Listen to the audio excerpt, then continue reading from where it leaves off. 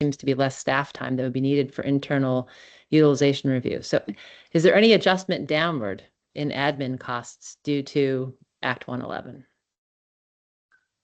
Yeah, we're still in the implementation stages of Act 111. So the costs of actually implementing and figuring out how to make sure the process works correctly is still front and center at the moment. But ultimately, the way we're thinking about it is that any resources that we had internally focused on the PA process, we now have to turn our attention and some of the vendor edit programs. We have to turn our resources to sort of a post-pay, we call it a post-pay review process. And so as Chair Foster mentioned earlier, that we need to be vigilant in making sure that the cost containment is sort of covered off on a consistent basis. And with the going away of with the prior authorizations going away, we still have those resources that are required to do the post-pay reviews and make sure that things are coming through and followed up on if there's something that's not working correctly. So we're seeing it as a sort of a net neutral impact. Okay. I think I have the same series of questions that Chair Foster did about some of that work. In fact, that post-submission, claim submission kind of work that you're describing. And I think I'm just going to ask for a little bit more information, probably in follow-up, but in that same, Exhibit 5 letter that you wrote on page 2, you stated under reducing unit costs, you stated for our largest provider partner, we've spent hundreds of hours modeling unit costs to ensure that such costs are consistent with the party's contract and hospital budget orders. And then in, on page 9, you talk about limiting fraud, waste, and abuse. And you report how you've removed some providers from your network. And then on page 9 and 10, you also describe how you routinely identify misbilled claims, but only sometimes are you able to recoup those claims costs. And so I guess at some point, it would be helpful for us to be able to understand and quantify to the best of your ability. I know Chair Foster asked this as well, but it would be really helpful for us to understand a quantification of these misbilled claims, where they're coming from, which providers, which facilities are most likely to misbill, what are the billing practices in question that are leading to systemic billing errors that, frankly, your members are paying for. And I really want to understand that. And I think to the degree that you all can help quantify the scale of those, billing errors and fraud, waste, and abuse, or even just departures from party contracts and hospital budget orders, it would be really helpful for us. So just going to echo that. You've laid it all out here, but there's no way for us to understand the magnitude of that impact. Yeah. If I may, I'll just comment on the sentence that you picked out that was about the hundreds of hours modeling unit cost. The largest provider just has a very complicated process for implementing rate changes. And so we have to sort through all of that information to understand how it might impact the actual costs once the claims come through the door. And certainly we will follow up on the claims monitoring work that we're doing. What I will just offer up that one of the practical limitations, and it's not a full stop limitation, but it takes resources, is that if there is a question about something that's been billed, a lot of times we end up having to request medical records, and there's a clinical review that's required. And so we get into this exercise of validation and follow-up that oftentimes requires a lot of resources. So I just use that as an example of how, the investment in these resources is important, and we're certainly willing to share what some of the outcomes are so that you have a better understanding of that. Okay. That would be helpful. Really understand that. Just another kind of related question to some of that, some overages. I'd love to understand the basis for the allocation of the $12 million settlement from UVMMC between the ASO market and the reserves market. How did you decide how that money would be distributed? Sure. So the settlement relates to claims in 22 and 2023. So the settlement is quite a bit lower than what we calculated the overpayments to be. But nonetheless, we took the claims for those 2 years and looked at the membership and client segments that paid those claims. And then we just looked at the proportionate share of those claims and allocated it to where the claims had been paid in 22 and 23 for UVM Medical Center. And then, so some of that went to, the individual and small group segment. Some of it went to each of the ASO clients. We did a further filter of the ASO clients had to still be with us in order to benefit from the settlement. So that was a filter that we put on it, and then finalized the calculations. And so the split, I think in the binder somewhere, I don't know which exhibit it is off the top of my head, but the amount going to Blue Cross Blue Shield of Vermont reserves is 6.9 million of the 12 million. The other amounts are shared among the clients who incurred those claims in 22 and 23. So they on a proportional basis received payments for the balance of that money. Okay.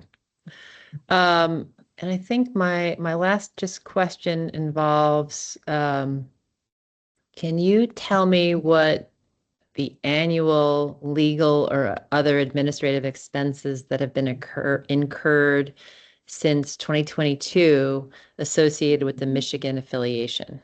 So I know it happened in 23, but I'm assuming there was prep work in 22 to decide that that was a good idea. So I'm wondering if you can just, what are the administrative expenses related to that Michigan affiliation annually, 22, 23, 24, how much resources are devoted to that? You can follow up with that. That's fine. Yep. I'll have to take that one. Okay, that's great. And then I think related to that, what annual savings have you booked from that affiliation? I'm guessing 23 was the year that it happened. So let's say 24. And then what do you anticipate in terms of annual savings for 25 and then 26 related to being affiliated with Michigan? Yeah, the savings, I think we've outlined in the actuarial memorandum in terms of operating expense savings. Right away after the affiliation, we were able to see lower costs on some of our technology as a result of the contracts. Michigan has a much bigger contract membership, so they get better rates. So the NASCO platform in particular, I think is saving us well over $1 million a year annually as a result of that. And that is incorporated in the base, that started in 2024. So our premium rates have benefited from those savings. We also have other contracts that we've been able to renegotiate at renewal at lower costs. And that is making up another amount of money. I think it's on the order of about $2 million a year so far. We're working on other areas of opportunity there. And then the other big place of savings so far is on the pharmacy PBM contract renewal. We've been able to, through the negotiating power of Michigan, improve the terms significantly on the PBM, and those terms do flow through to the premium rates as they happen. So to the extent that the terms are improved in 2025, those come through and will continue to benefit the pharmacy trend. And how do those savings compare to what was projected at the time of the affiliation? Yeah, the first category on the vendor contract savings and the PBM savings are either consistent with our original estimates or better than our original estimates.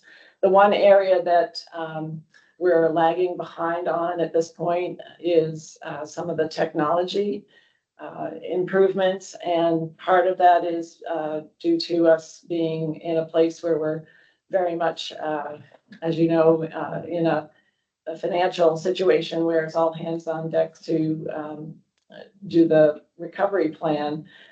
So we have not been able to progress some of the technology changes that we foresee. Also, Michigan has also, like a lot of other large blue plans around the country, has run into their own financial challenges. So we're delayed on where we originally thought we'd be on the technology shifts. But when we put that plan together, we did not realize the difficulties that Vermont would run into, and Blue Cross Blue Shield of Vermont would run into in 2024. We still have that on the drawing board, and we're still optimistic that one of the key pillars of the affiliation was to help a small local blue plan like ourselves access technology in a cost-effective way. And we've been able to do that on the contracting side, which is low-hanging fruit. But ultimately, we're looking to be able to take advantage of the scale that Michigan brings. And then I would like to just point out that the affiliation value has, it was not part of our original drawing board on affiliation value, but clearly, as Blue Cross Blue Shield of Vermont has been navigating this very difficult financial headwinds, Michigan has been very helpful in terms of both. The obvious one we've already talked about is the surplus loan to help us stay above regulatory action level at the end of 2024. But they've also been able to create a cash facility that we previously had with a regional bank that was increasing the costs of that cash facility given our financial challenges. So we were able to take advantage of that. And then another good example is we did, as part of the financial recovery plan, look at some opportunities to reinsure, quota share reinsure some of our risks. And Michigan has a lot of expertise in-house in doing that. And we were able to explore a couple of alternatives there. But in the end, they turned out to be very expensive alternatives. It's sort of like when you need the reinsurance and you're already in a situation where things are very challenging, the price of that reinsurance sort of goes up and up and up and becomes prohibitive. But being able to explore that option and understand exactly what our options were in that space was largely facilitated by the expertise from Blue Cross Blue Shield of Michigan. So those are just good examples of things where both planned and unplanned benefits from the affiliation. Okay, I think it's just my last question about that affiliation.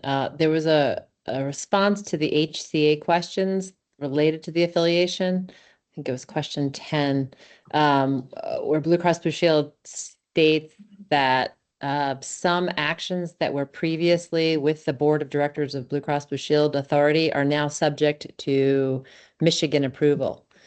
So I'm just curious, what are the actions that now have to be subject to the Michigan approval that were not before, obviously? Yeah, I believe that was referring to, and if you know the exhibit and page number, I can speak to it directly, but I believe that's just the reality that Michigan, as a Blue Cross Blue Shield plan, now is the sole member that owns the the licensing in Vermont that Blue Cross Blue Shield of Vermont operates under. So from that perspective, they do control the decision-making at the highest level. In a practical sense, the Blue Cross Blue Shield of Vermont board itself is still making decisions much like they had been making it before the affiliation. I don't know if that speaks to your. Well, I'm just Your wondering what the question. some actions are now subject to approval. So for example, is executive compensation determined by the, Vermont board now subject to the approval of the Michigan, parent? I'm trying to understand what are the Yeah. what gets shifted up the pipeline to be approved? Yes, from my experience and being attending the Vermont Blue Cross Blue Shield of Vermont board meetings, the decision-making criteria hasn't changed a lot. There are Michigan executives on the Blue Cross Blue Shield of Vermont board, so all the action happens there. But I will follow up specifically on what the some actions refers to, so that you have a very specific answer to your question. That would be helpful. That's great. And I think I'm just looking at my questions. Just one final one that I must have missed here. The 70% fixed cost, 30% variable costs. How does that benchmark against similarly sized peers in terms of, your costs structure? Yeah, we haven't invested the resources recently in a benchmark, but back several years ago when we did do benchmarks, I think for a small blue plan, it's very common to have a high percentage of fixed costs versus variable. I don't recall, as I sit here today, what that percentage is, but it was not inconsistent with the same size plans. Great. If you have that, even that slightly outdated benchmarking study, it would be interesting to see. So if you could follow up with that, that'd be great. I think that is all I have. Mr. Barber, thank you. Thank you very much, Ms. Green. You're welcome. All right, I think we should take 5 minutes, come back and finish up board questions. So see everyone back here slightly after 11:30. Thank you.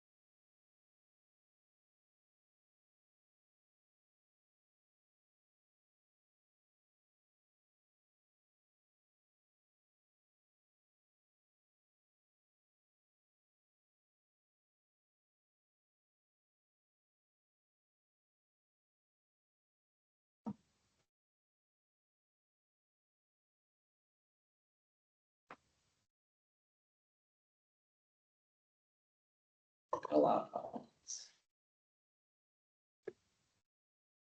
Abigail, would you mind taking down the graphic there? Thanks.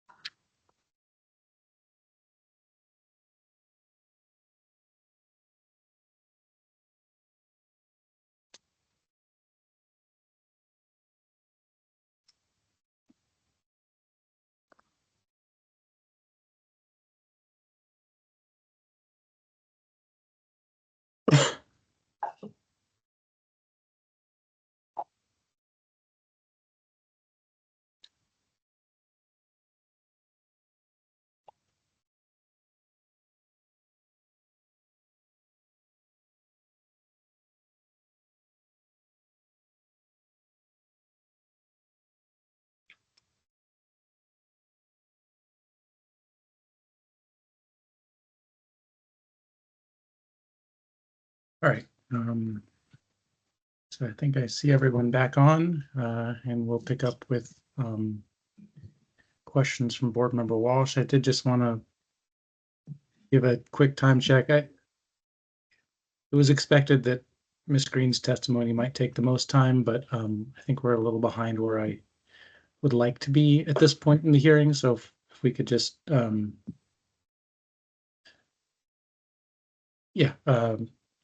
be as concise as possible, that'd be great. So Board Member Walsh, go ahead. Thank you. And hello, Ms. Green. Thank you for being here again with us. Well, Your filing says that the medical trend is being driven by price, utilization, and acuity, but the explanations offered vary. Sometimes it's worsening health, sometimes it's increased access. Have you broken down the utilization component specifically to examine the differences? And how can you tell whether the increase is driven more by patient need or system behavior? we do break down the utilization trend and look at the number of services per visit and the number of visits and all of that. And we do know that they're all going up. The reality is that we don't really know what's driving that. Short of pulling medical records or doing some sort of thorough survey, we don't know for sure if it's acuity or just more services being administered. We just see what's been processed. Have you assessed whether technologies, software used by providers might be contributing to more intensive coding or shifting in the acuity mix that would drive the trend? That has been an area of research and investigation. We have a number of people that have done some analysis to try and figure out if there's patterns that would tell us that there's something systematic going on. To my knowledge, there hasn't been a lot uncovered in that, as I said, without knowing for sure with medical records, et cetera. We don't know, billing is could be correct. But there have been a couple of situations, and our teams are following up on them where we can see for particular services, the pattern of the use of certain codes has shifted, and we follow up on those to see if we can find out if there's something about the billing practices or the coding practices that we can follow up with providers on. But it's not something that is evident across the board by any means. I'm glad to hear of your efforts.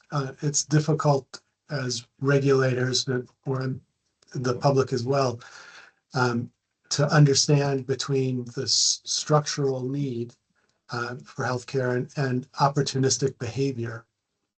And I think trying to help us sort that out would be good. Is there something that you believe the system could be doing to make it easier for you to do that type of analysis? There are a number of opportunities that we've pursued around making it more efficient for us to access medical records, for example. That's just one example that comes to mind, so that we save the provider from having to pull them. We save our team from having to find them and get access to them. So we've been able to arrange to have direct access to some of the providers' electronic health records in a very secure way, such that we can avoid the labor-intensive process of looking at medical records. So that's just one example of things that the more we can encourage the healthcare system to find seamless ways for everyone to access the information that they need, I think that's a helpful thing. Yeah, that's the only thing that comes to mind immediately. I'm sure, just like if, as you indicate, it's helpful for the board to understand what we're seeing in the cases of some of these practices. If we run across opportunities where we think the board could help us, with this work, we'll be certain to bring it to your attention. Thank you. That'd be great. You mentioned that you have access with some providers. Are those, can you say more about that? Is this a small handful? Is it with one organization? Is it multiple organizations? Can you help me understand the scope, please? Yeah, the specific counts and details I don't have with me. My sense is that we've been making a lot of progress in the last year or two getting secure access to that. There are a few, outstanding systems, and I don't know which providers those are. I do know that, for instance, just anecdotally, there's one provider we're working with where they've given us access, but there's something about us on our firewall side that we have to address too. So it's sort of a joint effort to work through the remaining opportunities there. But that is something that has really helped in the last couple of years. Could you, not right now, of course, but just in response, give us some more detail about the number of providers, where they work, and what you're seeing? Yeah, in terms of the electronic health records, yes, sure, can do that. That'd be great. Thank you. During Chair Foster's questioning, you described how difficult it is to negotiate with providers in Vermont. And he was asking questions about the budget neutrality approach that's evolved over time. And then during Member Holmes's questioning, she asked about numerous programs with unclear ROIs. Can you help me understand the relationship, if there is any, between the programs that Member Holmes was questioning and the budget neutrality approach?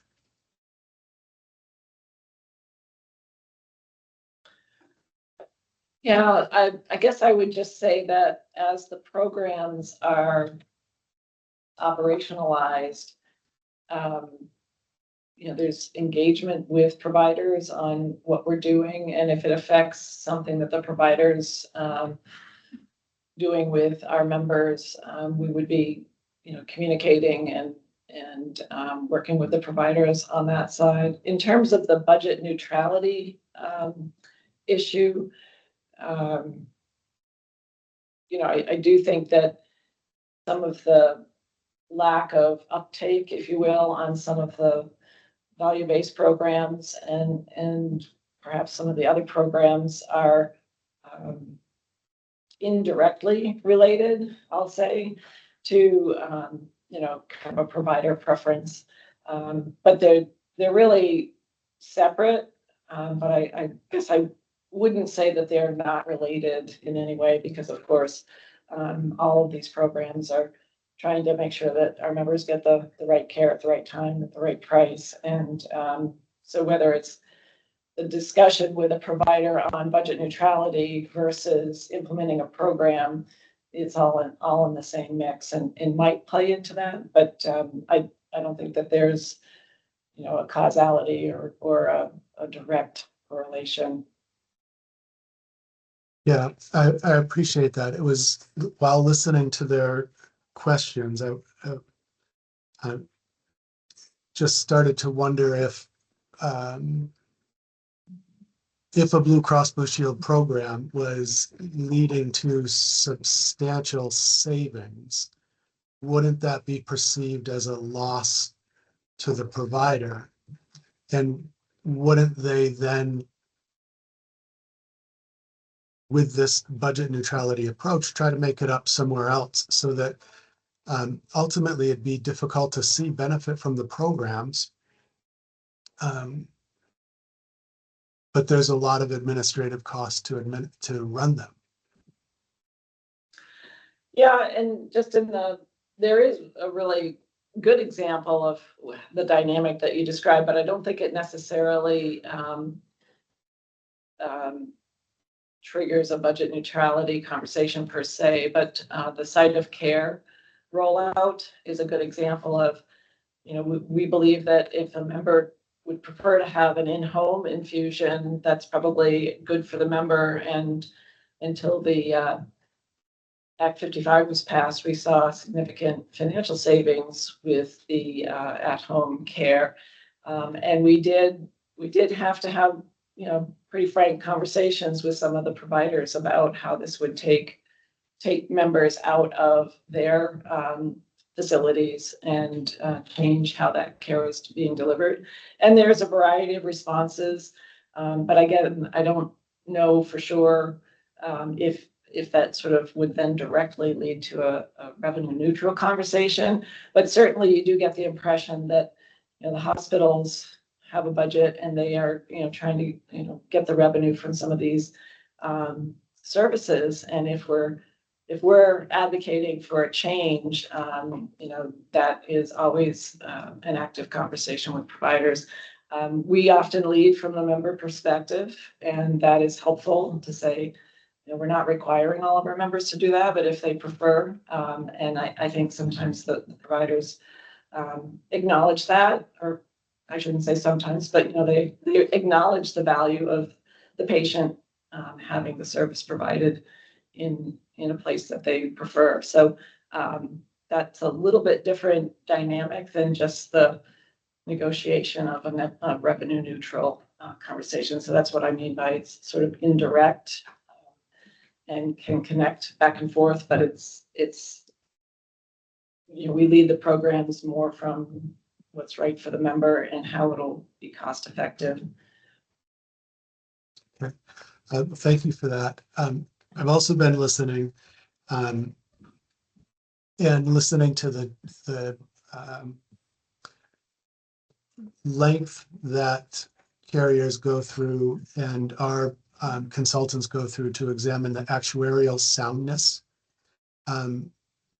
of the filings. And I'm wondering, do you believe that this filing from Blue Cross Blue Shield is doing what you can to fight for affordability for Vermonters? Or is it more of a technical explanation of why costs are rising so much for the company?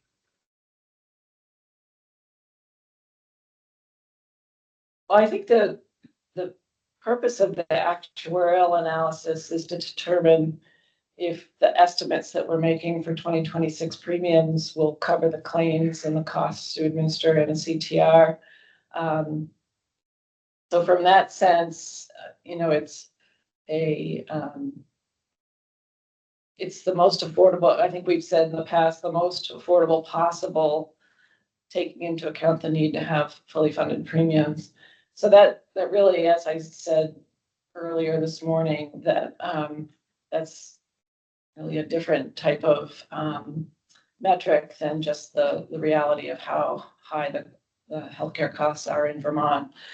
So I think if that's what you're getting at, I think the the call to action across all stakeholders is really we have to solve the healthcare cost escalation problem in order to solve the premium escalation problem. I see. Thank you for that. It sounds to me as though, well, what I just heard was that the filing that is before us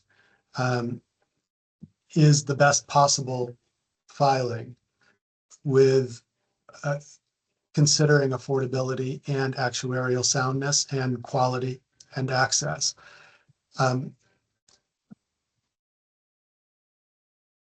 Would it be reassuring to Vermonters if they also saw a model run with a lower rate request and how that led to lower reserves or a larger threat to solvency?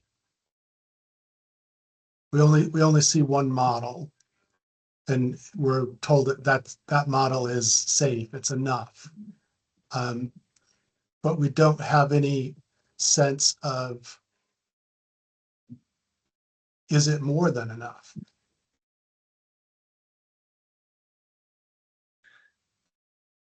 I guess I would first just point out that Martine Lemieux, who is our chief actuary, can speak to the actuarial soundness of what we've put forward. But I guess at a high level, what I would say is that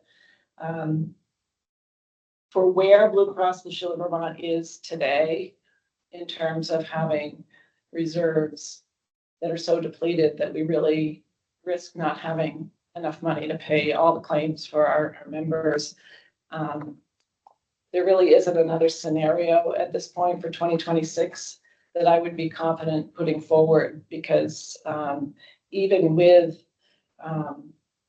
and we can talk about this more in our confidential executive session, but even with the fully funded rates and an explicit price CTR of 7%, Blue Cross Blue Shield of Vermont's recovery will only be sort of climbing above the regulatory levels. It really is not immediately putting back a bunch of extra cushion into reserves. So from that perspective, I don't see another scenario that would make sense. Yeah, I'm trying to get a sense of, how we as a board and as a state can understand the role of a nonprofit insurer in our constrained market, right? And whether Vermonters, whether we're just telling them that here's what the math says, or whether they're being offered real consumer protection and real leadership in the face of these rapidly rising costs. So I'm hearkened to hear some of the steps that are being taken to address affordability. I still am left wondering if further modeling or maximizing the programmatic ROIs, as Member Holmes was talking about, or different ways of challenging provider pricing or different mitigation strategies. I'm still looking for those and trying to look at what's the role beyond actuarial soundness of a nonprofit insurance carrier in our state. So I appreciate you answering my questions, and I will turn it back to Mr. Barber.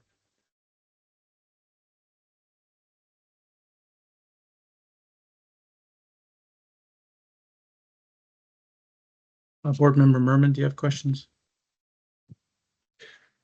Yeah, thank you. I have a few. Hi, Ruth. Thanks. It's been a long morning, and you've been in that seat for quite a while. So I appreciate your continued engagement and concentration here. I just have a few questions. There are points in the record I could reference, but I think basically the question that I want to talk about is options that you have you and your organization have considered to try to figure out how to have plan designs or administer plans that lead to some cost containment, maybe some improved climate for controlling costs. Some of the things that have come up in my review of plans are some non-standard plan options, which allowed for tiered copays. Is that something Blue Cross has considered, having tiered copays related to the steering patients to lower cost or equal or higher quality alternatives? Yeah, I know there's a work group that meets continuously around modifications to plans that can be done in the marketplace. You mentioned a non-standard plan option with tiered copays. I don't think we've proposed anything in that space. Recently, some of our preferred plans offered different types of copays. I don't know if this is what you mean by a tiered copay.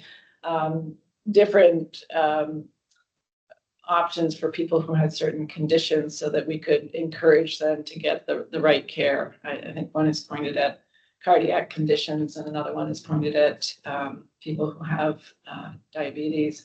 So from that perspective, we've put some of those options forward, and I do know that there's other innovations that we can consider around driving members, so to speak, directing members to certain locations. The reality is, though, in Vermont, we have most of our members will look to their provider for where they should get their care, and so there's been a limited amount of that to be done, but certainly we have it on our radar scope as an opportunity, and interested in looking at other benefit designs that might make sense. But yeah, the tiered copays, there's a lot of different types of flavors of that, and we've done a couple of toes in the water, if you will, in that space. But there's probably more that we could consider. When you've dipped your toes in the water, have you seen different behaviors among those members as to their utilization patterns that steer towards lower cost, higher quality? We've had a lot of sort of the basic programs around helping people make a determination how not to go to the ER if they don't need to, and so on and so forth. And that's we've seen good results for that. We've noticed that when we don't promote that, we can see maybe that the patterns reemerge. But in terms of the tiered copays, I'd have to take that back and ask our marketing and product people if they've been able to correlate the people who select the preferred plans, if they are in fact changing the behaviors. It could be that they were already doing it and they're taking advantage of the plan because it acknowledges that good work that they're already doing. So again, distinguishing which is sometimes hard to do, but we can certainly share more of our findings in that space in the future. Thank you. I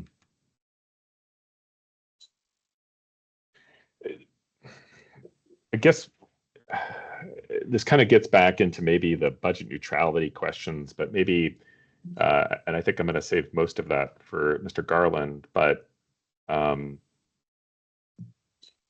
one of the responses to the questions we have, it's exhibit 15, page 4, that hospitals have shown little appetite for taking on risk, especially full risk contracts. I guess I'm trying to understand that concept in the concept of budget, the mention of the concept of budget neutrality, which to me actually seems like almost approaching a global budget, insofar as there is a certain amount of revenue that a hospital is expecting to get, regardless of the services provided. Now, do you think that's a fair characterization of the budget neutrality concept, or are there other components to that that are different than sort of the global budget concept? Yeah, that's definitely a good question for Andrew Garland, but my sense is that the global budget is a cap on both like the cost and the utilization. Like, you know, you're going to see our members, and no matter what they need, this is the amount that's being paid. I think that revenue neutrality historically has been like, set utilization aside, we need to ensure that the rate increases are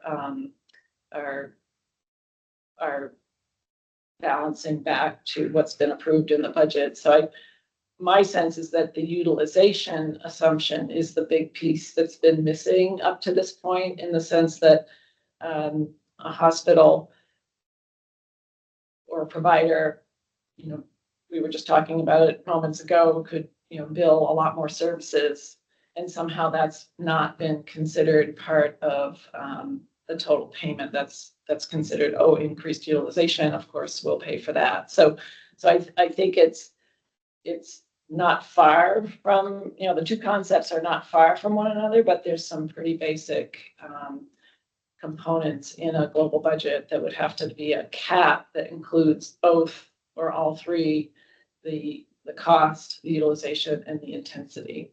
And I think that's the piece that has kind of not been accounted for in the contract negotiations, because that's been highly focused on the unit cost piece. Okay, and I'll defer most of it to Mr. Garland, but when I think about this and all the discussion about claims, you know, denials and trying to do some quality improvement programs and having to kind of, if you're taken from here, then it has to go to there. It seems like a very administratively expensive process to me on both Blue Cross's side, but also the hospital side. Do you have an idea of the percentage of these QHP administrative costs that are associated with claims denials, claims edits, all these various price negotiations that if you've got a cap or if you've got a fixed budget, you know, why is all this work going on underneath it to sort of go back and forth? Do you have an idea of the percent of the administrative costs that are spent on those various components? Yeah, a lot of the billing processes are automated, and what we're doing is looking at outliers and patterns, et cetera. So we're not manually dealing with all of that work. Our contracting team that does the hundreds of hours of work that we mentioned earlier in this hearing, you know, those are, we have a very small contracting team, count them on one hand, and those people are taking care of all of the contracting negotiations. So I would agree with you that there's a lot of energy applied to these past practices that really have not gotten us to where we need to be, that we could apply in a different way. My sense is that it's not a huge portion of our operating expenses. I can certainly share with the board what we spend on the resources for, you know, the contract reconciliations, and some of the claims monitoring that we do. But it's not huge, but I certainly can share it. That'd be helpful.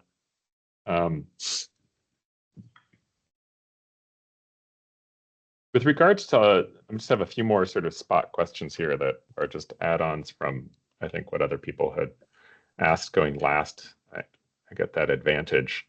With regards to the board of Blue Cross Blue Shield Michigan and Blue Cross Blue Shield Vermont, would it be possible for the board of Blue Cross Blue Shield Vermont to relinquish control to Blue Cross Blue Shield Michigan?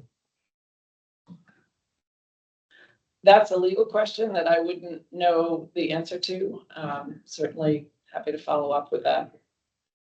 Yeah, I would appreciate that if there was a situation where Blue Cross Blue Shield Vermont board could basically surrender its control of operations to Blue Cross Blue Shield of Michigan, and thus be a board just in name only. Thanks. All right. With regards to the infusion programs, I think we've had a bit of a discussion about this. It sounds, my impression from reading the record is that Blue Cross Blue Shield has worked on developing a home infusion program for members to get infusion services at home as opposed to going to the hospital administered, physician administered infusions. Conceptually speaking, that provides significant benefit to those patients so they can get their services at home and don't have to go through the process of going to the infusion center. And it provides them at a lower cost theoretically because you're not paying the hospital administered fees. The recent legislative action in this area applies only to the hospital administered infusions, but not the home infusions, is my understanding. So there could still be. Could you?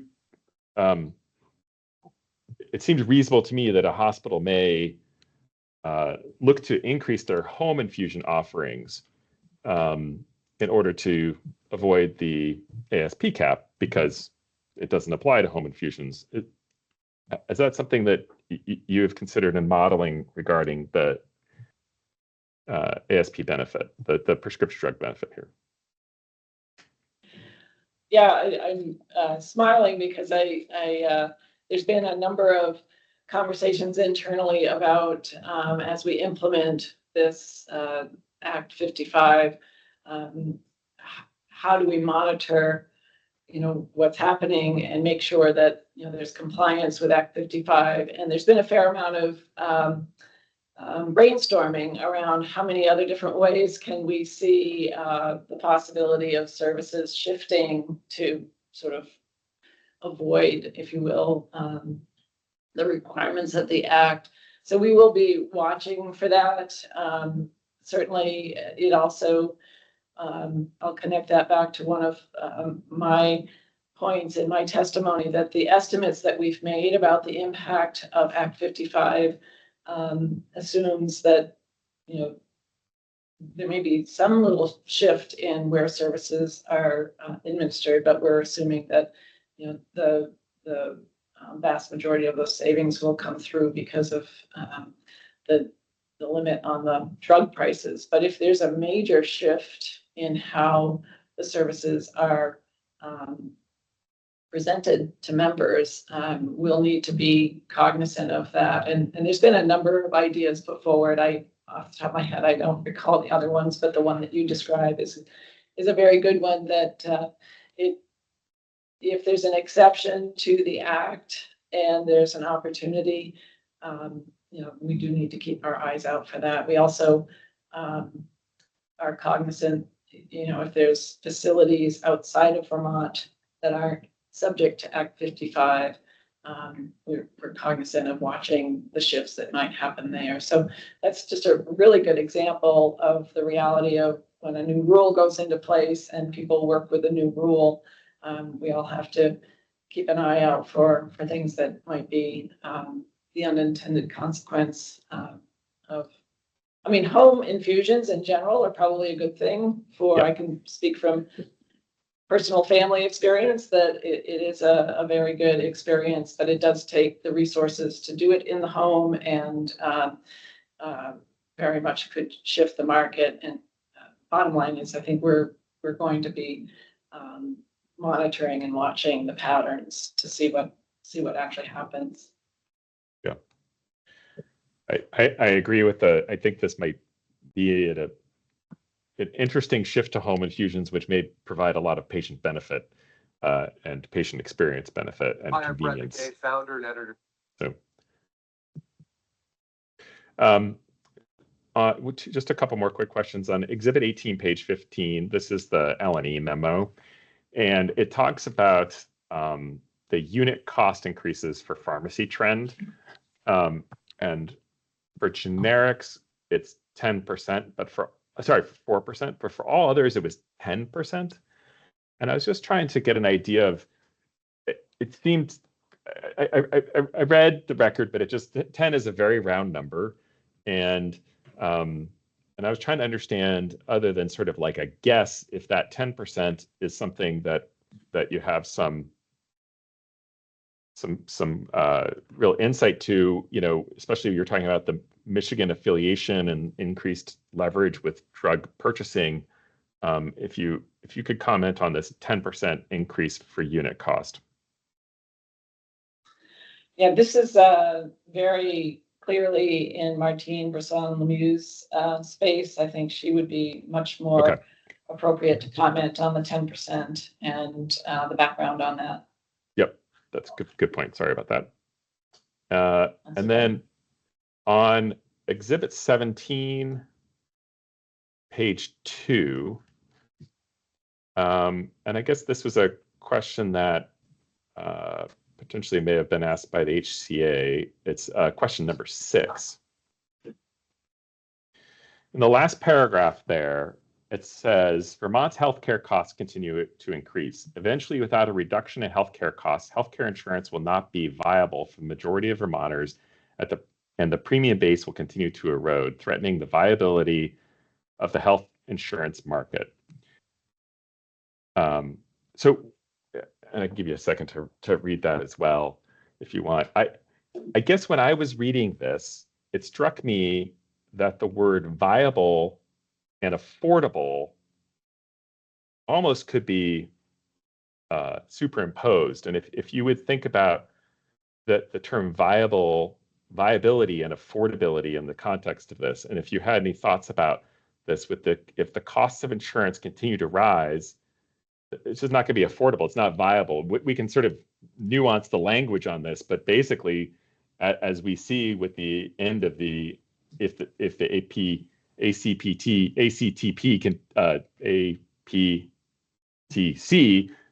goes away, people will not be able to afford, or at least perceive they can afford health insurance to the point where they would drop coverage. Thus, we're changing the dynamics of the insurance markets.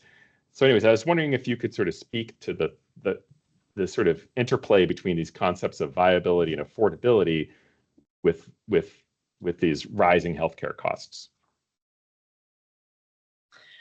Yes, I think if you read that paragraph all the way to the end, it sort of speaks to that we believe that really we all need to be committed to figuring out ways to reduce the underlying costs. And I think the hearing started, I think it was the HCA, Charles Becker, who said, there was a call to action in last fall. We've had this long run up to the rate hearing. And I think part of it is because this can't continue. It just can't continue this way. And whether you call it viability or affordability or something else, it really is a call to action that Blue Cross Blue Shield of Vermont is very committed to working with all the stakeholders to figure this out, because it really can't sustain. We can't continue this way. Thank you, Ms. Green. That's all I have right now.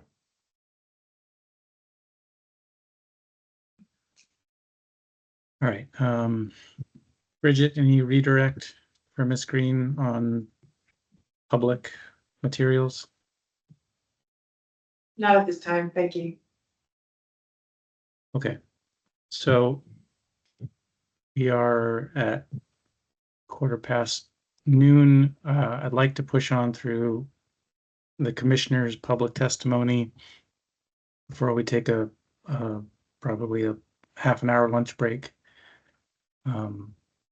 So Commissioner Sampson, are you here and ready to testify? I am, thank you.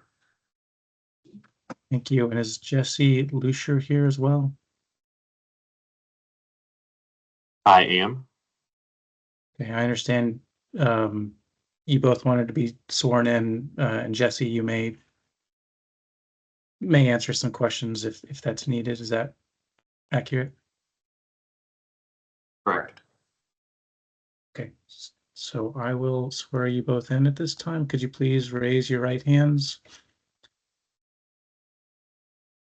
Do you solemnly swear that the evidence you shall give relative to the cause now under consideration shall be the whole truth and nothing but the truth, so help you God? I do. Okay, thank you, Mr. Commissioner. Please go ahead. Okay, I don't have extensive statements. The solvency opinion, I think, speaks for itself, and I'm looking forward to answering your questions on that. Um, I would like to go over the department approach to these solvency opinions, but also overall to our role among many regulators in the healthcare delivery system. I want to start, I'm going to reference, and it's not too lengthy, but I want to read from Title 8, Section 10, which is the declaration of policy for this department. I'm the Commissioner of Insurance, Securities, Banking, and Captives. So we have the lion's share of financial services. Today, I'm speaking to, obviously, in my role as overseeing the insurance division, which is also overseen by Deputy Mary Block and a whole staff of financial analysts and examiners, of which Jesse is one of them. The direct declaration of policy in Section 10 says the business of organizations that offer financial services and products shall be supervised by the commissioner in a manner to assure the solvency, liquidity, stability, and efficiency of all such organizations to assure reasonable and orderly competition, thereby encouraging the development, expansion, and availability of financial services and products advantageous to the public welfare, and to maintain close cooperation with other supervisory authorities. Part 2, all such organizations shall be supervised in such a way as to protect consumers against unfair and unconscionable practices and to provide consumer education. So I started at the department, I think it was 2006, and in the insurance division in a role similar to what Jesse Lucier does, if not identical. I was the primary financial analyst and examiner for Blue Cross Blue Shield in Vermont, along with some other companies. At that time, it was BISHCA, Banking, Insurance, Securities, and Healthcare Administration, before a lot of the more policy and rate making authorities around healthcare were shifted. I then took a eight and a half year hiatus from insurance and am now back as commissioner. And imagine my surprise to come back and really deep dive into some of the top issues department wide, not just in the insurance division, but to see that Blue Cross Blue Shield is in the financial position that they are in was it's not that I didn't, read the newspaper or read the media while I was away from state government, but I certainly wasn't following it closely until I agreed to come back as commissioner. And I emphasize that because I want to emphasize the very tenuous nature of where they are at in terms of their solvency. As Ms. Green stated, and I wholeheartedly agree, and I'm very concerned about, they are not in a position to withstand another year of the same amount of loss that they most recently reported just in the QHP. The losses that they've seen, that this is their biggest block of business that's at risk, meaning they fully underwrite and bear the risk. But those trends we're seeing in self-insured, the trends of claim costs we're seeing in self-insured groups, and we're also seeing them with other insurers. So yes, there is protection provided by, I don't know the act number, but 482. That protection is limited to paying providers or hospitals that meet a certain solvency standard of their own or days cash on hand. And with a broad-based claim surge or experiences has been seen in recent years with the QHP, that would mitigate some problems. But if we got to that point, it would most likely be a situation where just that alone might slow a further decline in RBC. So anyway, that's kind of in anticipating a similar question that Ms. Green had received around, how do you incorporate that into a understanding how much solvency protection or how much contribution to reserve might be necessary.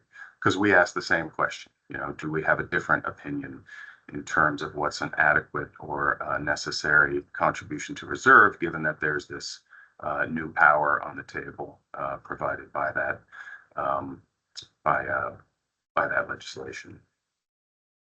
So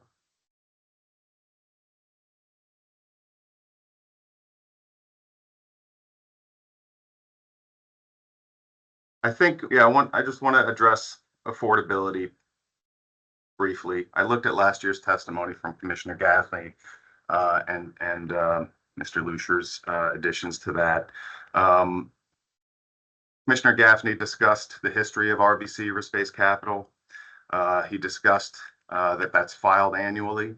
So the last audited or risk-based capital based on audited numbers and year-end numbers still is year-end 2014.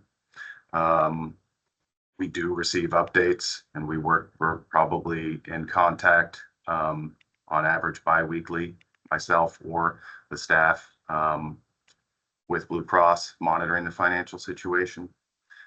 Commissioner Gaffney discussed the 4 levels of risk-based capital and the varying regulatory involvement.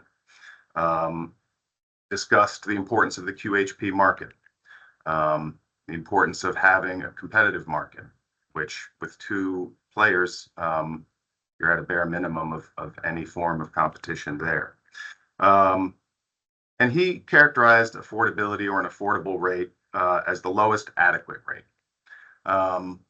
And I think at a high level, that's somewhat rings true to me as well. But it brings the next question, which is, well, what's an adequate rate? And something I believe is in the solvency opinion as well that I want to emphasize is that these rates, whether it be the rate derived from understanding utilization or cost trends, or the requested contribution to surplus, contribution to reserves, all have confidence intervals of actually occurring. Ms. Green mentioned that the approved 7% for current year plans in QHP is panning out at thus far at 4% contribution to reserve. So 3%, even filing during some financial duress and understanding the claims environment, there was uncertainty, and that's what insurers do. They price for uncertainty. And even with all the knowledge that occurred exactly a year ago, they're only realizing 4 of their 7% contribution to reserve.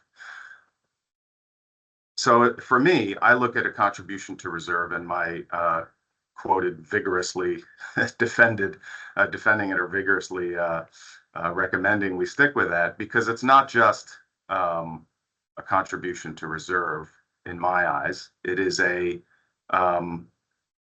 increased confidence that the rate overall will be adequate.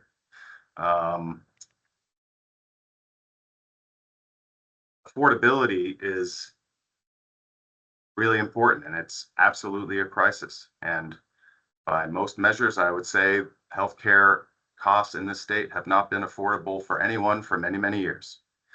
That's just kind of from a layman's point of view.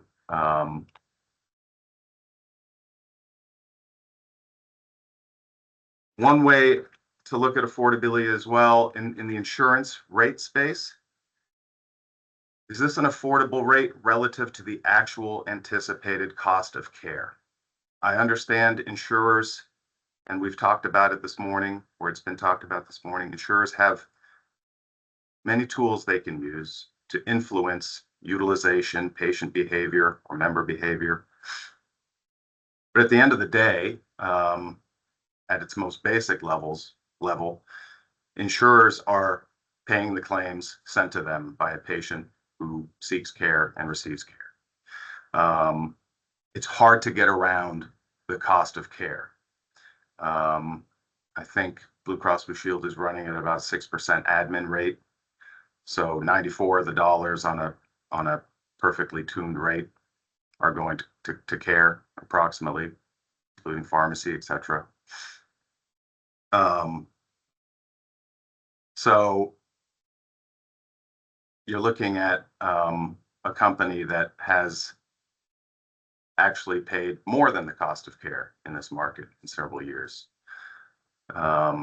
There are two recent years off the top of my head with $36 and $39 million losses in this market. So it's important to think of those years as contributions to surplus, contributions to reserve, filed in the positive, but experienced in the negative. I think one of those, I did a quick math, was a 13% loss on the entire block. So it's important to think in terms of whether that was 2 or 3 years ago, that was a negative 13% contribution to surplus that year. I think it's important to think about that relative to the request for a 7% contribution to reserve this year. It's also important to think about the fact that that would pan out to about $36 million of contribution to reserve if the board grants the 7% contribution to reserve. That is within $1 million of how much they lost on the QHP last year.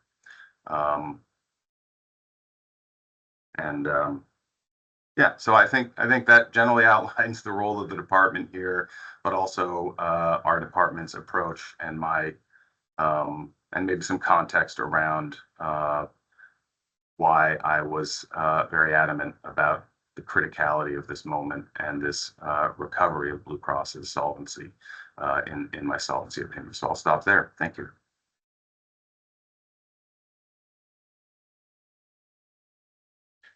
Thank you. Does Blue Cross have questions for the commissioner?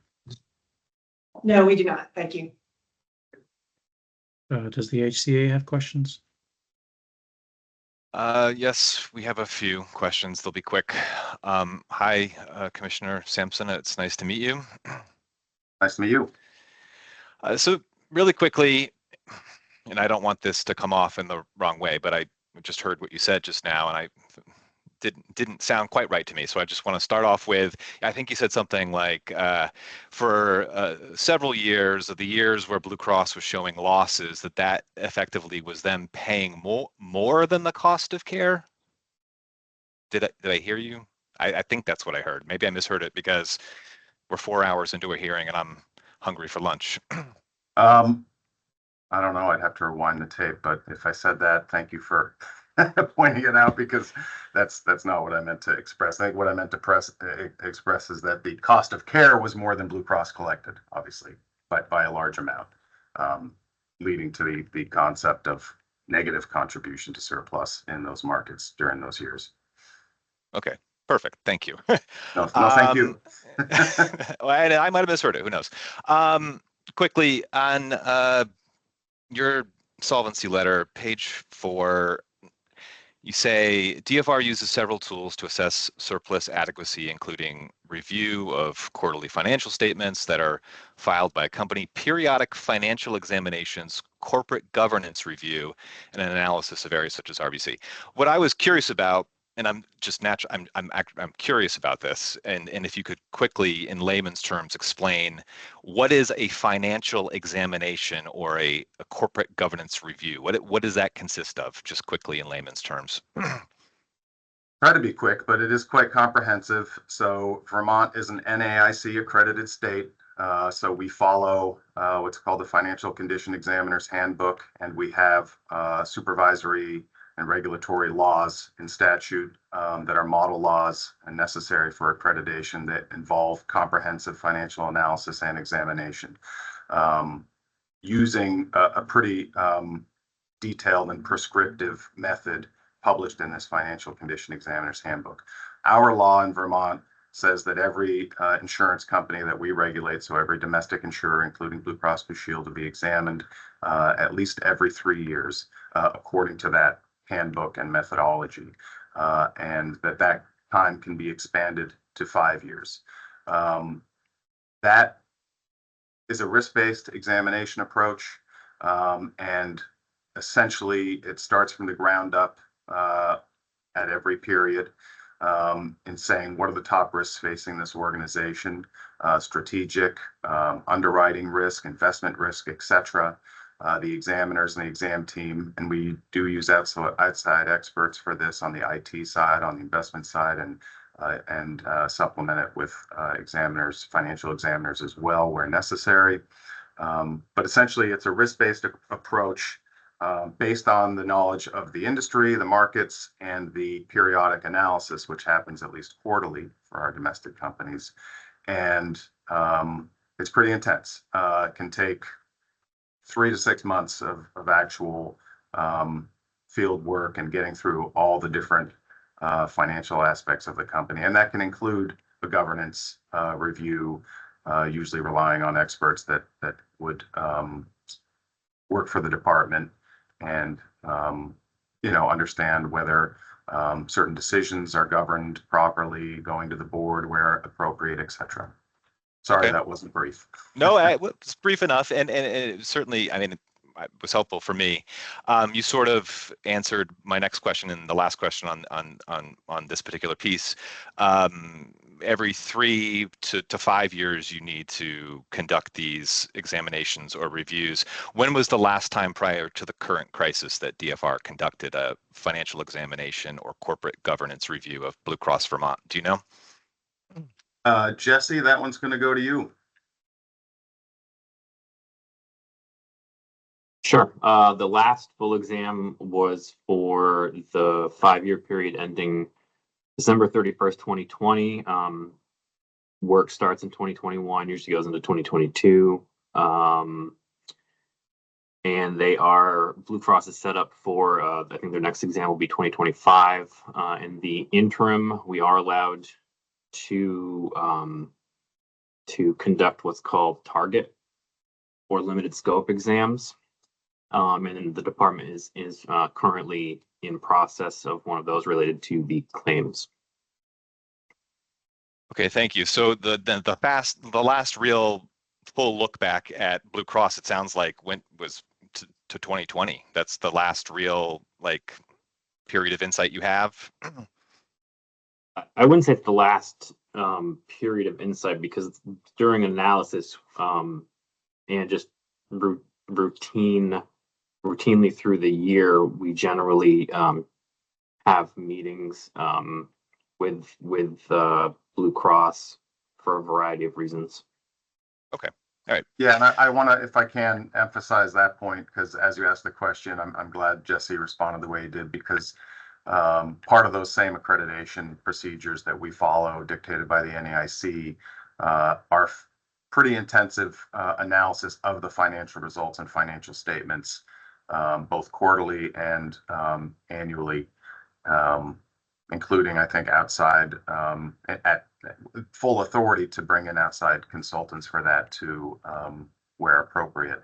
And I should also add that the relationship with Blue Cross Blue Shield always has, during my prior time here, and I'm pleased to learn it has continued, very transparent, and they generally pick up the phone and provide insight to us about what's coming in a quarterly financial report, financial statement, which is, these are also public.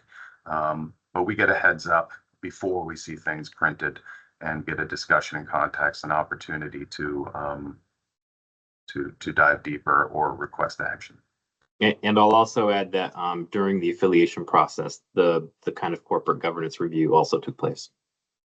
Okay, perfect. Thank you. Yeah. The next question should be even quicker. So Exhibit 15, I don't know if you have a binder even, but I'll tell you Exhibit 15 was board questions sent to Blue Cross to answer prior to the hearing. And on page 25 of that exhibit, there's a question 15, please provide a copy of the findings from the recent audit. And the response from Blue Cross was that the audit is not complete. It's still ongoing, and we do not have the final filings. So my question is, the first one is, what is the nature of this audit that you're conducting of Blue Cross, that the Department of Financial Regulation is conducting?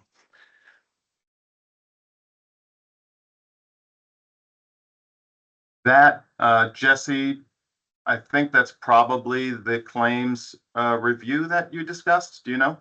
Yeah, I believe that's referencing the claims exam, which is a targeted or limited scope exam. So if So the, I think the purpose of, go ahead. oh, is this the claim surge related to the claim surge? Trying to figure out what that Correct. was, or Correct. Yeah, okay. So I think at the briefest level, to understand that for us to use an independent expert to review the claims adjudication practices of Blue Cross, but also to verify that some of the findings that, or the readout that Blue Cross had given the department around the sources and drivers of that, or even just their own analysis of the claim surge, that those numbers could be relied upon by us in interpreting what happened, or that those numbers were, fair and reasonable, etc. Does that sound about right, Jesse? Is there more you want to add? Nope, that sounds good. And how complete is that audit? When do you expect to have final findings? I'll leave that for you, Jesse. We have a meeting next week with the contract examiners where we'll review preliminary reports, and I expect a final report shortly after that. Okay. And since this was asked as a board question in this rate review hearing, and the response was, well, we don't have the findings yet, I assume, I mean, it's a little awkward for me to be asking this, I'm not on the board, but that you would, what Blue Cross would, supplement that response and provide the results of that audit to the board, and that as a result of that, the HCA, a party to these proceedings, would be able to access and see the results of that audit. I'd leave, well, are you asking if DFR will provide our results to the board and to the HCA?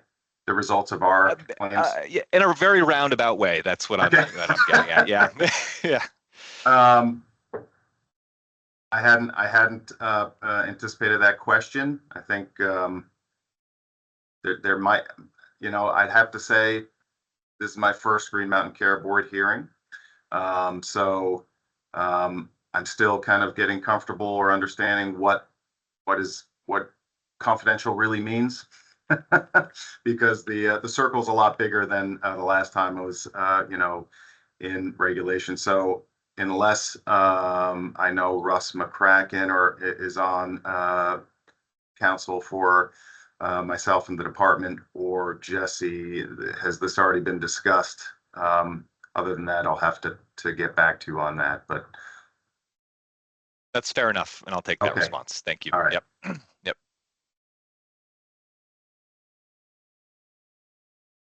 That's all I had. I'm sorry. Next, we'll move to questions from board members, starting with board member Holmes. Great. Thank you so much. It's nice to see you, Commissioner. Nice to see you, Mr. Lucier. I do have a few questions, and actually one of those questions was to be, can we see that audit report when it's done? So now you have two requests for the same audit report. But I wanted to talk a little bit about your memo. So you state in your memo that if Blue Cross Blue Shield's RBC ratio were to decrease further, it would risk triggering more severe regulatory actions. Can you walk us through the statutory authorities and levers that DFR has over Blue Cross Blue Shield management and contracting at certain key trigger points? What can DFR do to intervene? currently, or if things go the wrong way? I guess both currently and if things go south, further south. So currently they're at company action level, and if I get terminology wrong, Jesse, please chime in for any reason. But currently that is the kind of the first level or RBC trigger that gives us the authority to require an RBC plan or a plan for recovery, which you heard referenced in Ms. Green's testimony. And we can approve that plan, or we can request other actions out of that plan. And that occurred before I came on as commissioner, and I think in the fall of last year, they submitted a plan. The next step, I believe, is regulatory. Sorry, I was trying to bring up my cheat sheet on that. Regulatory action level. These are all in the same piece of statute definitions. At regulatory action level, I'm sorry, you got to let me pause and find, like I said, my cheat sheet on that.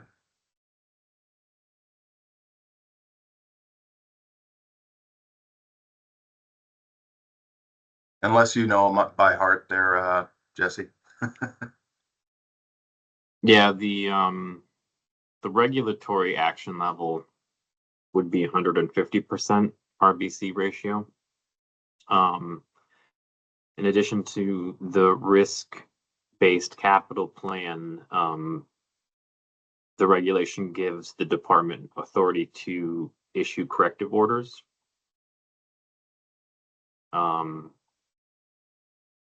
What form those would take would depend on the circumstances.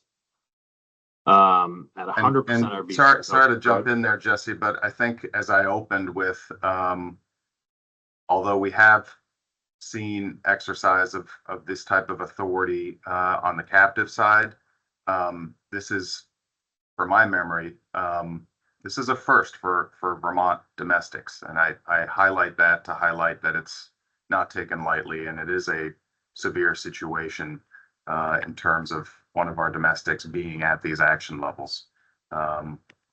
So anyway, go ahead, continue, Jesse. Sure. At 100% RBC, there's something called the authorized control level, which authorizes DFR to place a company under regulatory control if deemed necessary. Regulatory control could mean supervision, could mean rehabilitation or liquidation, again, depending on the circumstances. And then the final one is if a RBC ratio hits 70%, mandatory control is required by the department. Okay, so it sounds like Blue Cross Blue Shield was in regulatory action level where corrective orders could be made. Were any corrective? They were in the made? company action level. But when they hit below 150, are you counting the surplus note? Or yeah, the surplus note counts. Yeah. So okay. Yeah. And I think there's also a distinction in potentially in filed RBC. So their 2023 RBC did not hit any action levels. And correct me if I'm wrong.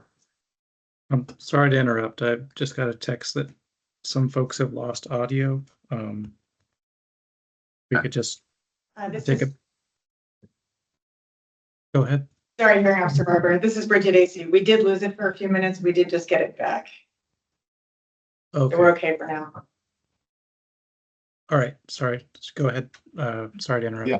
So I believe what precipitated the RBC action plan and the company action level was mid-year degradation of the RBC ratio as projected by Blue Cross Blue Shield. I think, Jesse, can you confirm that? That's correct.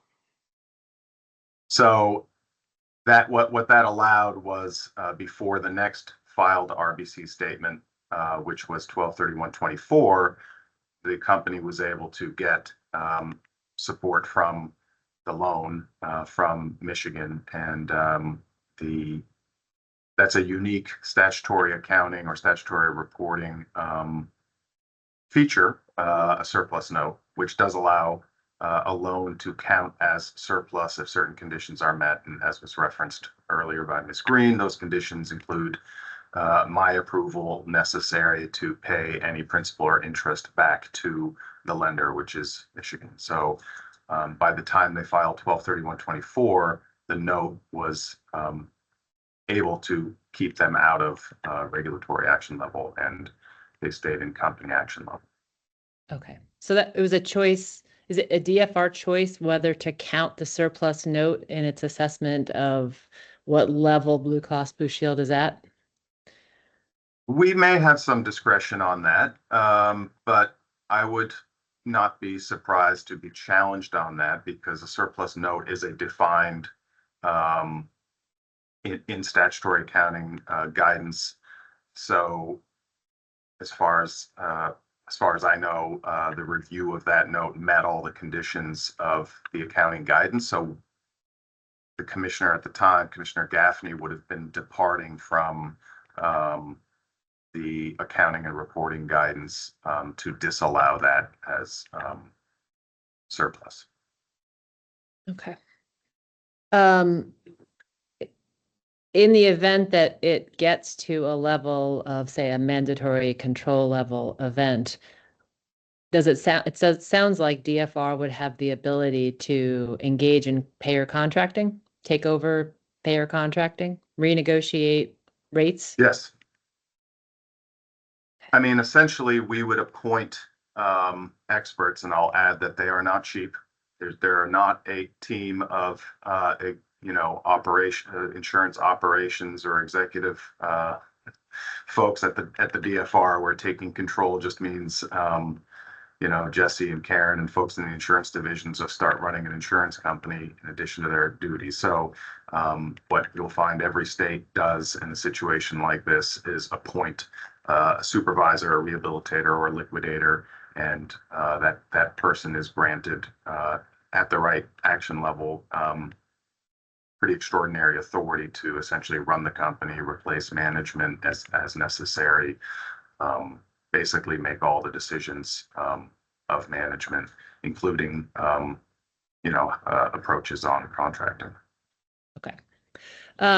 It does sound like you mentioned that there is a claims review going on. Are you personally aware of the fraudulent bills submitted to Blue Cross Blue Shield or the systematic overbilling or billing misaligned with payment policy or deviations from GMCB budget orders that Ms. Green testified about?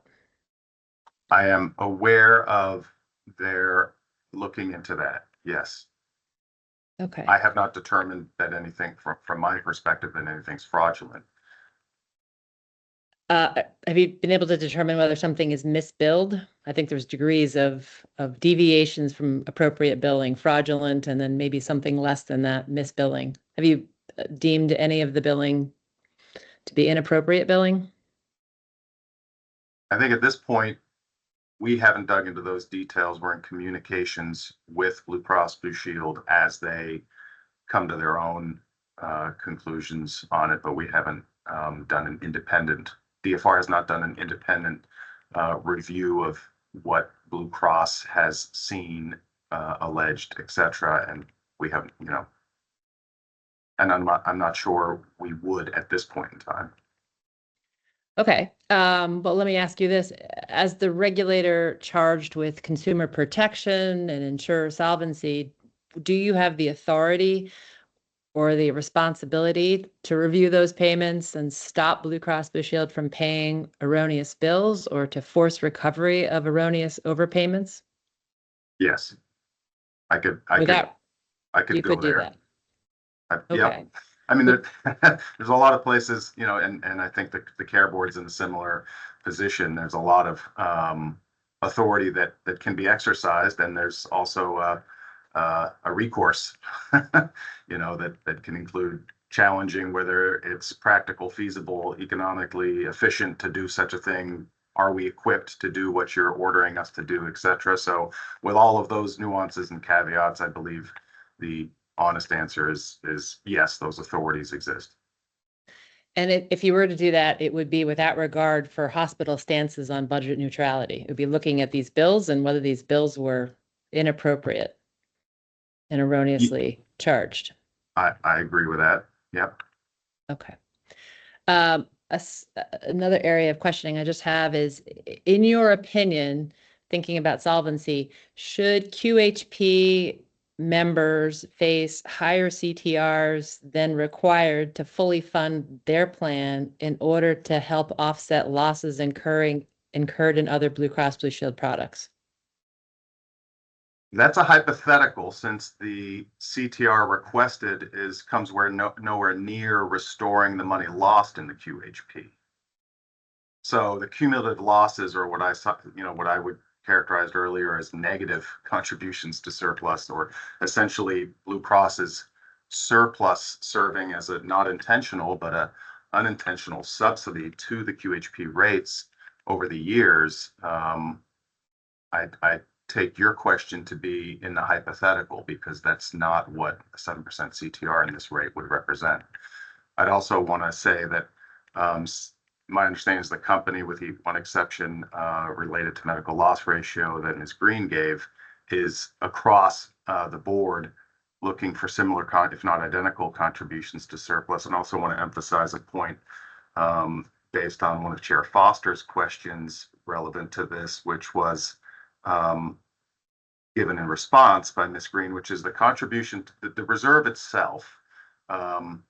As in the RBC framework, there are different lines of business drive different reserve need. So the QHP is a fully underwritten classic insurance product where Blue Cross Blue Shield bears the risk. Self-insured program, or a CBA, those programs, Blue Cross has a much more limited exposure, severely much more limited, right? It's just the admin costs they're agreeing to. Maybe there's a stop loss insurance. So the charge, or the need for capital in the RBC calculation, is much more heavy, much more loaded into the QHP. So the need for reserve is to the need for surplus at the company is to act as a buffer against the uncertainty when you take on large hundreds of millions of dollars of risks as they have. So I think that is why. Let me ask, so if there's certain loss anticipated that's going to draw down reserves, should that be funded by QHP members? Certain loss drawing down reserves in other areas of the business, should that loss be funded, in part subsidized by QHP members? Again, that sounds hypothetical to me. I mean, if you Okay, could give me an maybe example. I'll wait. Yeah, I'll Okay. wait for the executive session. I think Okay. maybe that's the best approach there. Okay. Just a couple of more questions, and then I don't want, I'm going to give others a chance. But Ms. Green testified that the RBC recovery plan is designed to reach a target RBC in 2 to 3 years. If RBC continued to increase each year, but it took 4 years instead of 3 to reach that target, in order to balance our issues of solvency and affordability, would that still be reasonable in light of the current affordability climate? So RBC is growing, but maybe it takes 4 years instead of 3 to get to a particular target in that recovery plan. And the question is, would that be reasonable? Yes. My answer is that it may be reasonable, but it also would be, you'd have to consider the additional risk one was taking, that we have a repeat of the last couple of years in the QHP. So everything that becomes a suppression of any rate here, including the contribution to reserve, by its nature increases the likelihood that this rate is inadequate. And how inadequate, depending on what type of negative experience we see in the future. Again, if we see what we've seen in the recent years, Blue Cross just cannot withstand that.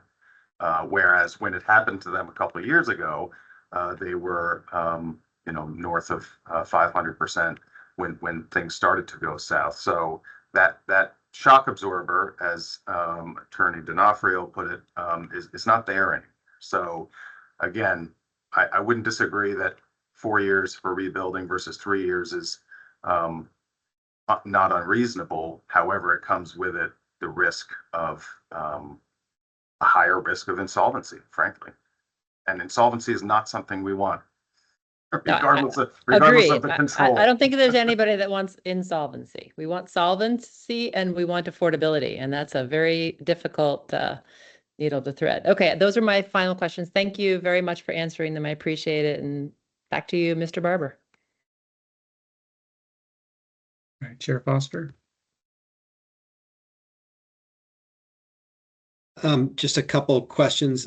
Commissioner Sampson, nice to see you. I just want to put in context your solvency letter and understand what you're getting at.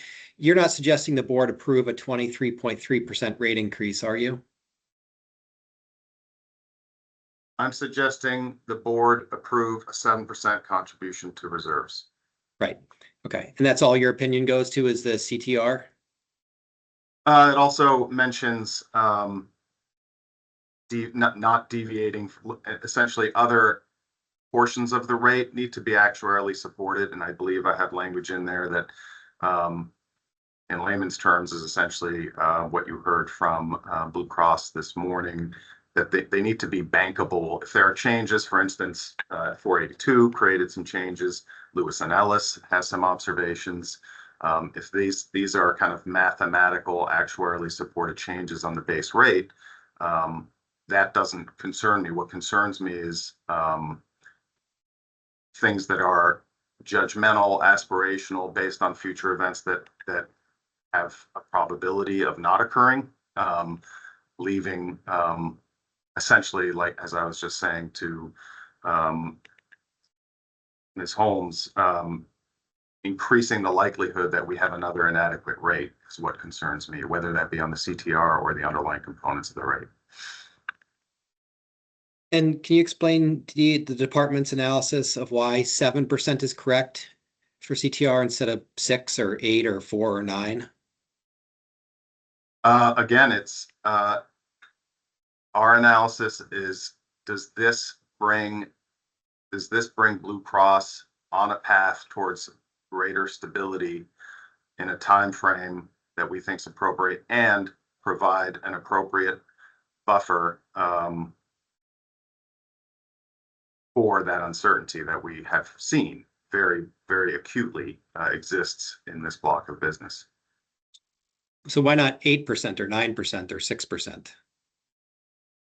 Why not 8%? Because we give some deference to Blue Cross Blue Shield in asking for 7%, knowing that they believe they are the stewards of their surplus, and they believe that 7% is accurate, and then or it is a good compromise of all those factors. And then our job is to say, do we find that excessive or unnecessary?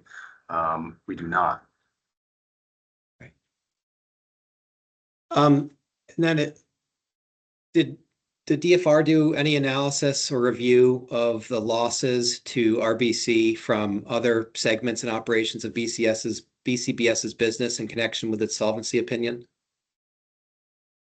Yes. Can you explain that?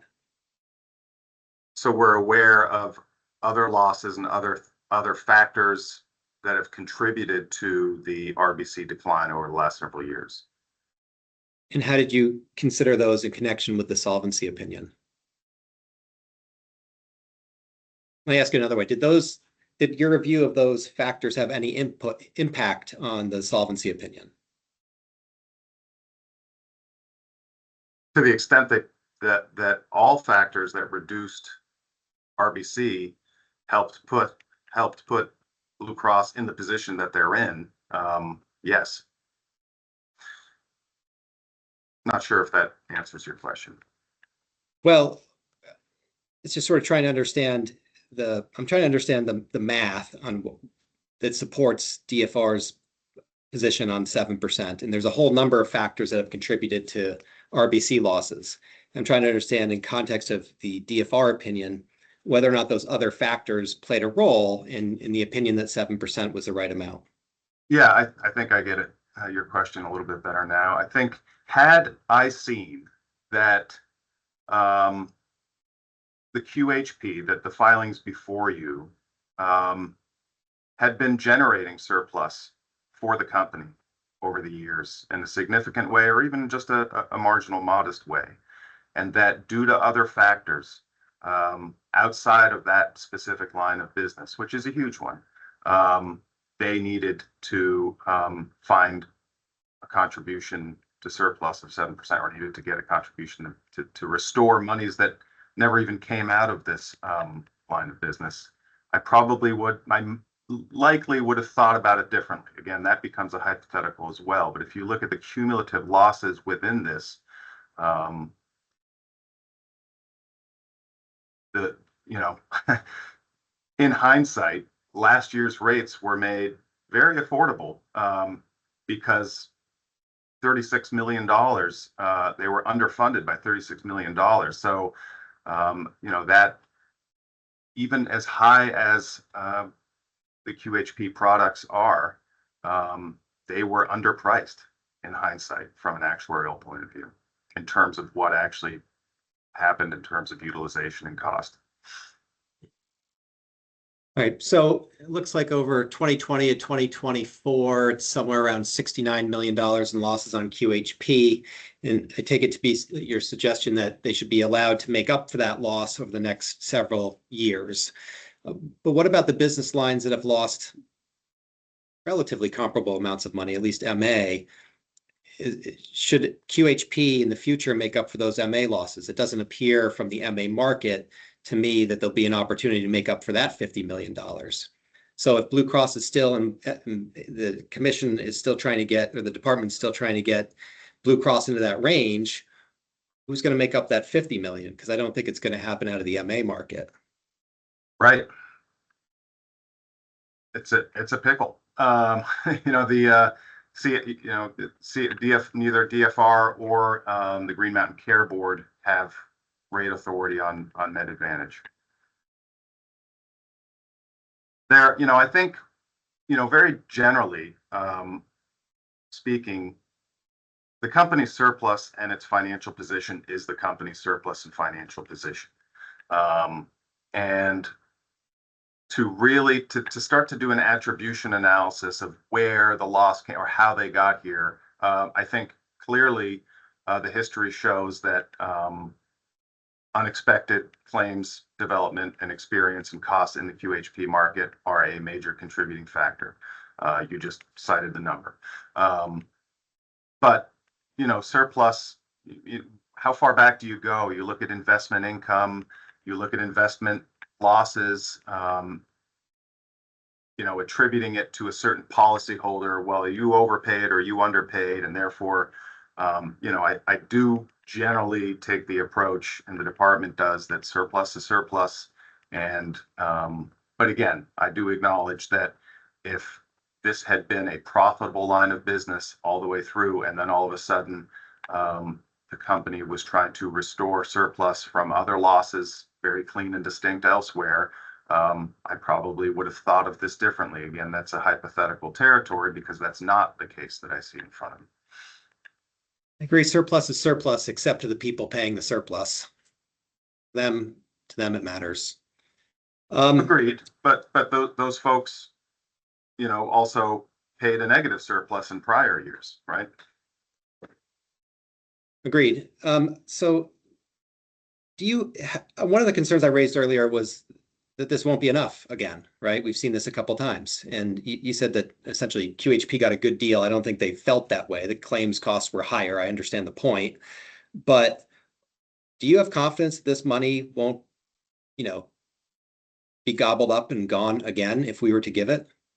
I do not. I'm very concerned about that. It is my opinion that this healthcare system, as it's set up, requires major reform and major action that's going to be uncomfortable for everybody. But clearly, things are not working. Okay, I have nothing else. Thank you, Commissioner. Thank you. Board Member Walsh, do you have questions for the commissioner? Yes, thank you, and good afternoon, Commissioner. Hello. I share your concerns about the structure of our healthcare system. You mentioned earlier in calculations regarding solvency, there are confidence intervals around those calculations. Would you be willing to share any confidence intervals from your calculations with us?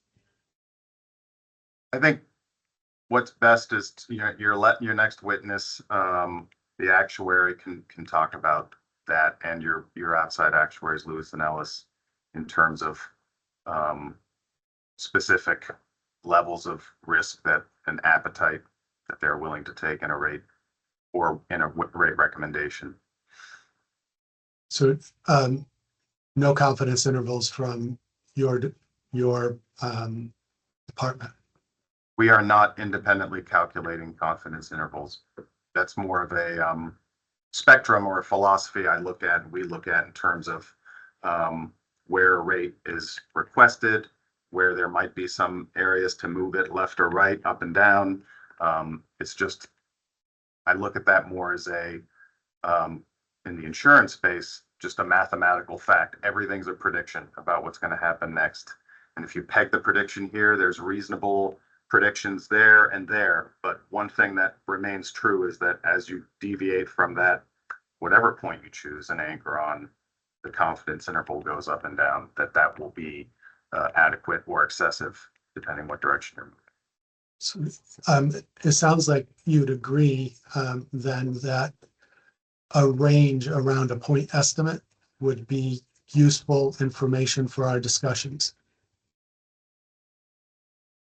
Yeah, I agree. Thank you. Next question. Should DFR's solvency review consider whether nonprofit insurers are doing all they reasonably can to protect Vermonters from unaffordable premiums? I think our regulation, our regulatory approach should consider that. The solvency opinion is pretty dictated in law or reg in terms of what we're opining on. It's pretty bounded in that regard. But as a nonprofit insurer enabled by Vermont statute, certainly they have a different motive than profit. Thank you. I guess that goes right into my final question. I'm wondering about where you see the role of a nonprofit status in helping resolve the tension between affordability and solvency. I think whether that's in law or not, with my history of the department, we always thought of Blue Cross Blue Shield as Vermont and their unique status as also being a close and willing partner to both consumers but government in achieving the healthcare goals of the state.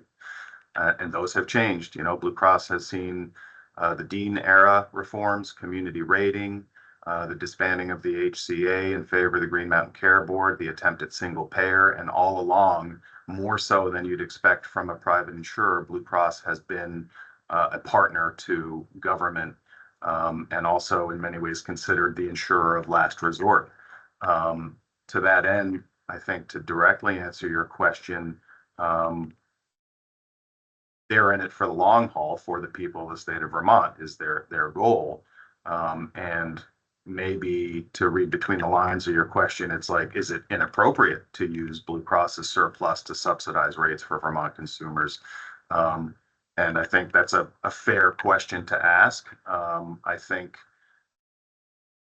when it's not appropriate is when it threatens the very survival of that nonprofit in terms of the ability to continue as a going concern.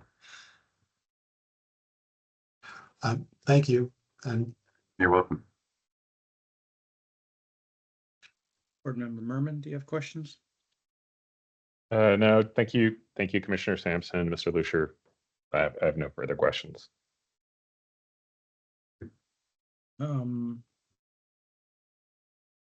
Ms. AC or Mr. Becker, is there any follow-on questions that you feel you need to ask? I do not have any questions. Thank you, hearing officer. Nothing from me. Good, thanks. It's great to go before lunch. Speaking of which, it's sure we're all a little bit hungry, so like I said, we're running behind where I'd like to be at this point in the day, so we'll keep the lunch to half an hour, come back here at approximately 1:40, and then the plan would be to move into a non-public session to take direct and cross for confidential material related to Ruth Green and Commissioner Sampson's testimony. So that is the plan. Any concerns with that plan before we break? Okay. See everyone back here at 1:40. Thanks.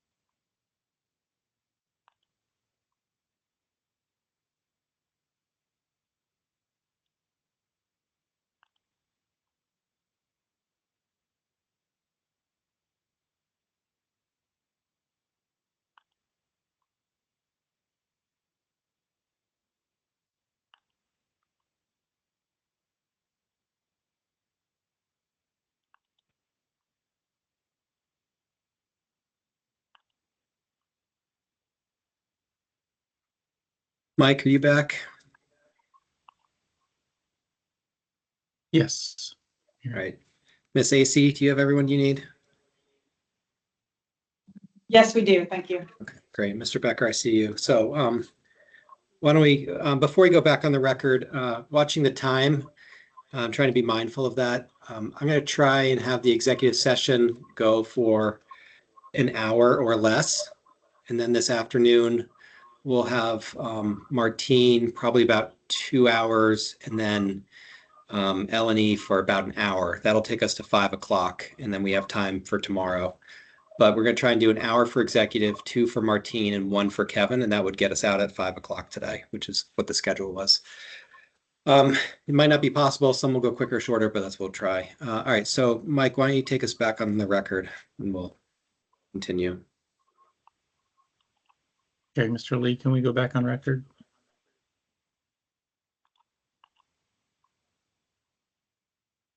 Yes. Okay. We finished the public session of DFR and Miss Green, and we're going to go to an executive session now. If that's pleases the hearing officer. Yeah, just to make it a little bit easier, I don't think technically an executive session is required. Like I said on Monday, there's a provision in the rate review statute that says that the board can, notwithstanding the open meeting law, discuss confidential information outside of a public meeting. So I think you just need to make a motion to go into a non-public session, and we can all hop over to the other line. Great. I move that the board move into a non-public session to ask questions about confidential materials, including the RBC recovery plan. Second. All in favor, say aye. Aye. Aye. Okay. Then we'll take a break. We'll take a break from this and go into the executive or the confidential session. Then we'll come back in approximately an hour. Thanks. Thanks.